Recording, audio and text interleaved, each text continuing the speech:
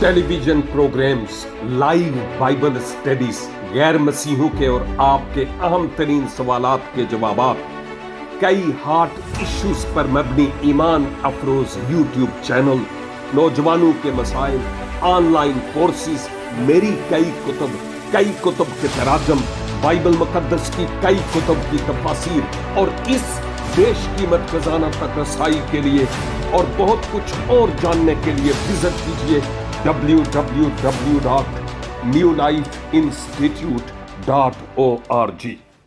बाज लोगों में बहसो मबासा की आदत होती है, आम बातों में भी और खास मौजूआत पर भी।